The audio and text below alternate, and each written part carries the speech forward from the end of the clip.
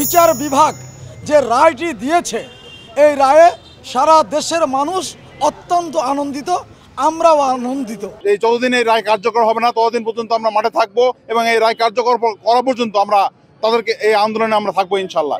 আমরা এই রায়ের কার্যকর হওয়া দেখতে চাই এবং সেই সঙ্গে তার যারা দোষর ছিল, স্থানীয় পর্যায়ে হোক, ইউনিয়ন পর্যায়ে হোক, গ্রাম পর্যায়ে হোক, যারা সকল দোষীদের আমরা শাস্তির আওতায় আনুক, এটা আমরা চাই। যে জঘন্যতম কাজগুলো করছে তাতে তার মৃত্যুদণ্ড শ্রেয় ছিল এবং আশানুরূপ ফল রেজাল্ট হয়েছে, ওটাই তার প্রাপ্য ছিল। স্বৈরাচারী সরকারকে দেশে নিয়ে এসে তাকে উপযুক্ত শাস্তি যে মৃত্যুদণ্ড সেটা কার্যকর করার জন্য আমি সরকার প্রধানকে অনুরোধ করব যেন জনগণের সম্মুখে তার এই রায়টা বাস্তবায়ন করে। এ রায়ে আমি ব্যক্তিগতভাবে সন্তুষ্ট নই, কারণ ভারত যে পররাষ্ট্রনীতিতে তাকে যদি বাংলাদেশে ফেরত না দেয় তাহলে আমাদের এই রায় সম্পূর্ণই বৃথা যাবে। যেভাবে হোক শেখ হাসিনাকে বাংলাদেশের মাটিতে এনে তার ফাঁসির আওতায় নিয়ে আসার পর এদেশের মানুষ শান্তি পাবে, আবু সাইদ মুগ্ধ শান্তি পাবে, আমাদের যারা মৃত্যুবরণ করছে তাদের পরিবার শান্তি পাবে।